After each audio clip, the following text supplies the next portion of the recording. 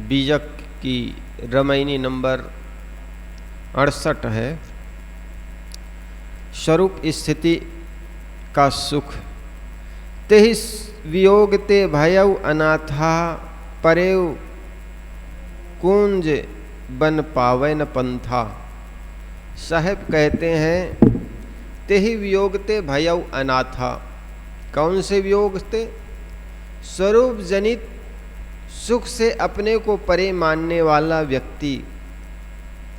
अनाथ किसको कहते हैं? जिसके कोई गार्जियन ना हो, लालन पालन करने वाला कोई ना हो, उसको अनाथ कहते हैं। इसी प्रकार स्वरूप ज्ञान के अभाव में, अपनी आत्मा के अभाव में जीव अपने को अनाथ सा प्रतीत करता है, कोई ना कोई पाना चाहता। परे कुंज बन पावे न पंथा। साहेब कहते ऐसे लोग घनघोर जंगल में, खाणी वाणी जाल के जंगल में भटकते हैं। वेदो नकल कहे जो जाने, जो समझे सो भले न माने। साहेब कहते हैं वेद की अध्यात्म तत्व एवं स्वरूप ज्ञान की अभिव्यक्ति कम न कर अधिकतम यज्ञ होम हवन इसकी ही ज़्यादा चर्चाएं हुई है, लेकिन इससे साधक का जो दुख है क्या दूर होगा? जो समझे सो भले न माने। और जो वेदों के बारे में समझता है, अध्ययन करता है, वह जानता है कि किस प्रकार यज्ञ में अश्वमेध यज्ञ, गोमेध यज्ञ, अनेक यज्ञों के बारे में खूब चर्चा किया है। और जो समझता है वो कहते हैं ये भले नहीं है, क्योंकि किस यज्ञ करने से कैसे देव को खुश किया जा सकता है, और किस यज्ञ करने से धन की प्राप्ति होती है, किस यज्ञ करने से पुत्र की प्राप्ति होती है। प्रायः वेद जो है कर्मकांड से भरे हुए हैं। वेदों नकल कहे जो जाने, जो समझे सो भलो न माने। हमारी भारतीय परंपरा के प्राचीनतम ग्रंथ वेद है। हमारे पूर्वजों के द्वारा दिए गए हमारे लिए मूल्यवान धरोहर है। इसमें हमारी पूर्वज परंपरा के ऐतिहासिक, सांस्कृतिक रीति रिवाज, मान्यता, कर्मकांड, सामाजिक नियम, भौतिक मानसिक स्थिति आदि की झलकियां हैं। हम आशा करते हैं कि वेदों को पढ़कर हमें अपने स्वरूप ज्ञान का परिचय हो जाएगा और हमारी सारी आध्यात्मिक जिज्ञासाएं शांत हो जाएगी। परंतु खेद के साथ कहना पड़ता है कि वेद नकली कर्मकांडों के वर्णन में ही व्यस्त है। वेद नकल कहे हैं। वेद की प्रायः नकल कहते हैं। नकल का अर्थ है बनावटी। अमुक यज्ञ करने से पुत्र की प्राप्ति होगी, अमुक यज्ञ करने से राज्य, अमुक यज्ञ करने से विजय, अमुक यज्ञ करने से स्वर्ग आदि मिलेंगे। यह सब बनावटी बातें। यज्ञों के विस्तृत विस्तार का जिस ग्रंथों में वर्णन है, यहाँ पढ़कर देखिए, विवेक बुद्धि से कोई मतलब नहीं। केवल अंधविश्वास, अमुक देवताओं के नाम के साथ अमुक वेद मंत्र, अमुक देवताओं के नाम के साथ अमुक वेद मंत्र पढ़कर अग्नि में जौ, घी, मेवे, औषधि आदि डालकर हवन करने की बात कही। ज्ञान वह ज्ञान है जो आपको स्वरूप ज्ञान की ओर ले जाए, आपको अपने ओर लौटाए। लेकिन कर्मकांड में उलझा करके भौतिक संपदा की चर्चा अधिकतर वेद में किया है ना। वेद में अभी भी आप जगत गुरु वगैरह को पूछो तो वही कहते हैं अमुक वेद में ऐसा लिखा है। कर्मकांडों में देवों को खुश करने के लिए, इंद्र को खुश करने के लिए, सूर्य को खुश करके कैसा उनसे भौतिक संपदा पाया जा सकता है, इसका वर्णन अधिकतर किया गया है। मानते पुराने हो, कोई भी चीज पुराने हो जाने से कोई जीवन के लिए बहुत बड़ा परोपकार नहीं हो जाता उससे। समझना होगा कि कौन सी चीज़ हमारे लिए उपयोगी है। कोई भी चीज़ पुरानी हो जाने से जीवन के उपयोगी हो जाए ऐसी कुछ कहा नहीं जा सकता है। हाँ, लेकिन इतना कहा जा सकता है ये दुनिया के सबसे प्राचीनतम ग्रंथ है वेद, जिसको आज से हम 5000 वर्ष मानते हैं। लेखन काम तो बस बाद में हुआ, पहले इनको श्रुति कहते हैं। श्रुति मतलब सुन करके गुरु के द्वारा शिष्य अध्ययन कर लेते, याद कर लेते। जैसे मैं यहाँ पर आपको सुना रहा हूँ, आप सुन रहे हैं, उसको याद कर लेंगे। इसी प्रकार पिता परंपरा से पुत्र को मिला था और ये परंपरा ऐसे चलते चले आई और काफ़ी दिन बाद फिर इनकी पुस्तकाकार रूप में जब लोगों ने कागज़ की खोज कर ली, पहले तो ये दीवालों में चाम पर और कुछ पत्तों पर लिखे जाते थे। बाद में जब पुस्तक या कॉपियाँ बनने लगी उसमें लिखने लग गए।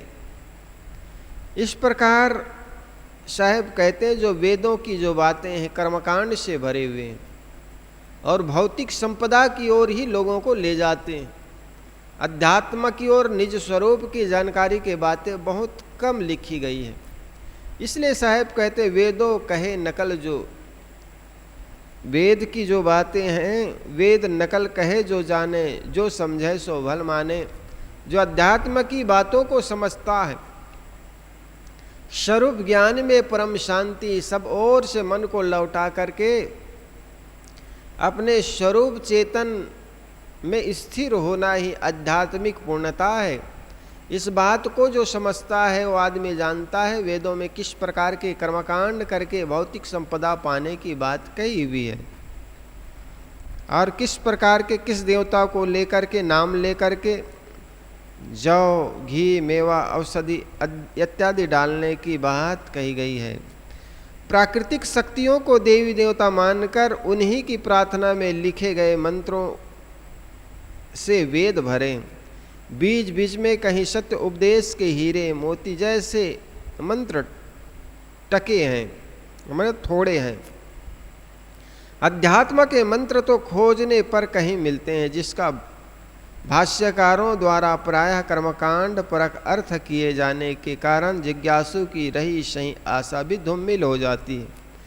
वैदिक यज्ञों में हिंसा का बोलबाला रहा है। लोग कहते हैं ना कि वेदों में कहीं ग्रंथों में हिंसा नहीं है, वेदों में हिंसा लिखी हुई। और यही कारण है कि बुद्ध ने जब वेद के बारे में चर्चा किए, लोगों ने कहा ये हिंसा कर रहे हो क्यों, तो उन्होंने कहा हमारे वेदों में लिखा। तो महात्मा बुद्ध ने कहा जिस ग्रंथ में हिंसा लिखी हुई है उस ग्रंथ को मैं नहीं स्वीकार करता हूँ। वेदों में अगर हिंसा लिखी हुई है तो उस वेद को मैं अस्वीकार करता हूँ। इस प्रकार के उन्होंने अपनी बात कही। इस भारत भूमि में दो संप्रदाय, एक बौद्धिस्ट दूसरा जैन, ये हिंसा कभी स्वीकार किए नहीं, लेकिन वेदों में हिंसा की बातें जगह जगह लिखी गई थी। केवल अंधविश्वास, अमुक देवता के नाम के साथ अमुक वेद मंत्र, अमुक देवता के साथ अमुक वेद मंत्र पढ़कर अग्नि में जौ, घी, मेवे, औषधि आदि डालने की बात कही गई। वैदिक यज्ञों में हिंसा का बोलबाला रहा है। बुद्ध और जैन को छोड़कर प्रायः हर पुराणिक धार्मिक परंपरा में बलि, कुर्बानी आदि के नाम पर पशु हत्या होती रही है। वैदिक परंपरा की यही बात थी। ऋग्वेद के प्रथम मंडल के 162वें तथा 63वें सूक्तियों में 35 मंत्रों में अश्वमेध यज्ञ के क्रम में वध किए जाने वाले अश्व का कोई वर्णन है, देखने योग्य है। देखिए ऋग्वेद के 25/31-45 में भी यही बात है। ऋग्वेद की 24वें अध्याय के पूरे 40 मंत्रों में यही वर्णन है कि किस देवता के लिए किस पशु की बलि दी जाए। इसलिए सद्गुरु कबीर कहते हैं जो समझे सो भलो न माने। जो इस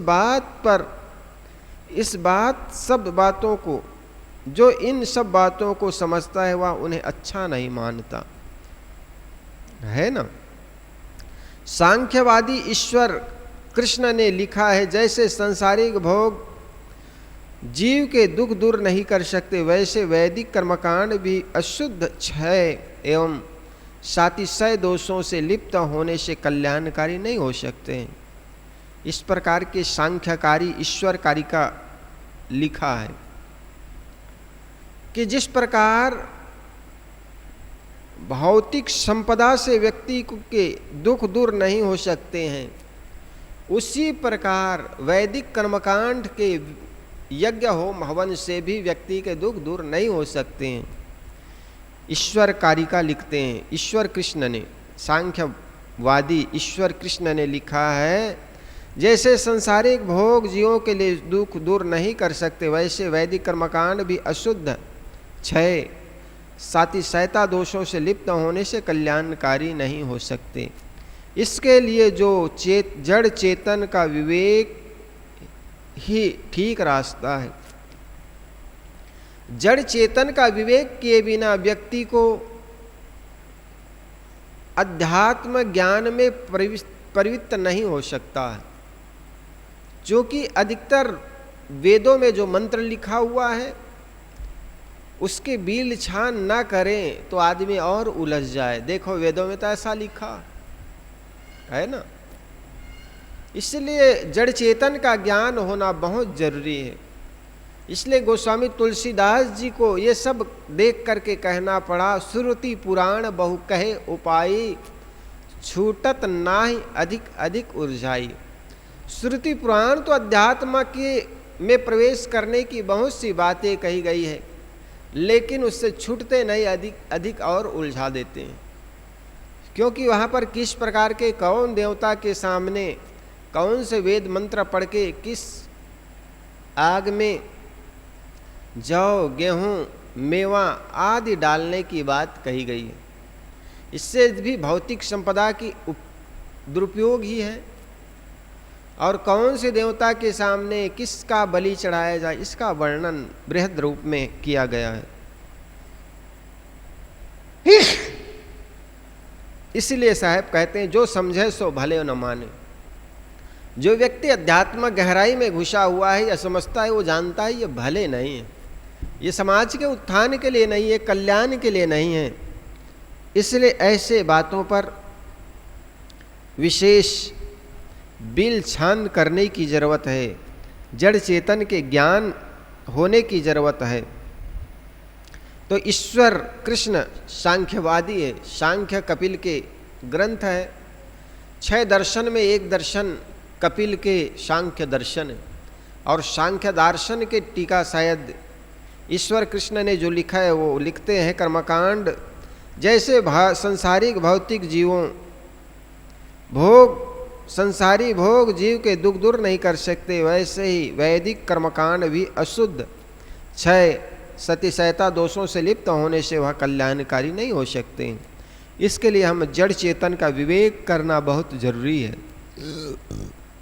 श्रीमद् भागवत में लिखा है, लौकिक व्यवहार के समान भी वैदिक व्यवहार ही भी सत्य नहीं है, क्योंकि वेद वाक्य भी विशेषता गृहस्थ जनोचित यज्ञ विधि के विस्तार में ही व्याप्त है। राग द्वेष रहित विशुद्ध तत्वज्ञान की पूरी पूरी अभिव्यक्ति प्रायः उसमें भी नहीं है, वेदों में भी नहीं है। मुंडक उपनिषद के ऋषि तो चारों वेदों तथा 6 वेदांकों को अप्सरा या संसारी विद्या बताकर, अपरा एवं संसारी विद्या बताकर कहते हैं कि इनमें अविनाशी तत्व का बोध होता है, वह परा विद्या दोनों से परे हैं। इन सब का सार यह है कि आध्यात्मिक जिज्ञासा की पूर्ति, स्वरूप की पहचान एवं स्वरूप स्थिति के लिए हमें वेद कोई खास सहायक नहीं हो पाते। नटवट विद्या खेले जो जाने, हठ योगी लोग नट के समान तमाशा दिखाने की विद्या जानते हैं, तो वह विशेष तमाशा ही है, इसमें कोई कल्याण नहीं है। कबीर साहब के समय में हठ योग का बहुत प्रचार था। हठ योगी लोग अपने आसन तथा मुद्रा दिखाया करते थे। हठ योगी के बाजा रूपन को कबीर साहब ने बहुत नजीक से देखा था। उसमें संसारी व्याम तथा लोक दिखावा का यश तथा धन कमाने की बात ही ज़्यादा है। हठ योग स्वरूप ज्ञान एवं स्वरूप स्थिति का पथ नहीं है। उन्हें जो खेले सब घटमाही, साहब कहते नटवट विद्या खेले जो जाने, वह जो खेले सब घटमाही, दूसर कै कछु लेखा नहीं। सदगुरु कहते सत्संग तथा विवेक द्वारा अपने स्वरूप को पहचानो। तुम्हारा स्वरूप चेतन है, यह चेतन राम ही सभी घटों में खेल रहा है। जो सब घटों में प्रकाशक है, उन चेतन जीवों के अलावा कहीं कुछ खोजने की आवश्यकता नहीं, अथवा सब व्यक्तियों का अलग अलग चेतन स्वरूप ही अपना अपना परम निधान है। अपनी चेतन के अलावा दुनिया में कहीं भी चले जाओ, विषय के सिवाय कुछ नहीं है। इसलिए गोस्वामी जी ने कहा, मन गो गोचर जब लग मन जाई, सो सब मानस जाना हो भाई। जहाँ पर हमारी इंद्रियां दौड़ती है, मन जहाँ जाता है, ये सब विषय है। और हमारा जो प्राप्तव्य है, विषयतीत है, वो निज स्वरूप है। इसलिए उस निज स्वरूप को समझ करके उसमें स्थिर होने की बात सद्गुरु कबीर कहते हैं। सब व्यक्ति का अपना अपना चेतन स्वरूप ही अपना अपना परम निधान है। भलो पोच जो अवसर आवे, कै सहु कै जन पूरा पावे। जिसे स्वरूप ज्ञान हो गया है, वह देह अभिमान छोड़ देता है। जिसका देह अभिमान मिट जाता है, उसे अनुकूल प्रतिकूल सुखद दुखद सारे अवसर सम हो जाते हैं। वह अनुकूल समय आने पर विशेष हर्षित नहीं होता तथा प्रतिकूल अवसर आने पर शोकित नहीं होता। वह हर प्रकार की स्थिति में अपनी आत्मा को सबसे ऊपर रखता है। जो सारी भौतिक स्थितियों को क्षणिक समझकर उसमें प्रभावित नहीं होता, वह साधक जीवन में पूर्णता प्राप्त करता है। पूरा पावे, पूर्णता पाना है। पूर्णता पाने का अर्थ है हर समय मन का संतोष, परम तृप्ति जीवन की सर्वोच्च सफलता है। यह आत्मबोध, स्वरूप बोध एवं स्वरूप स्थिति का ही फल है। जेकर शर्त ही लागे, साहब आगे कहते हैं, साखी में कहते हैं, जेकर शर्त ही लागे सोई जानेगा पीर,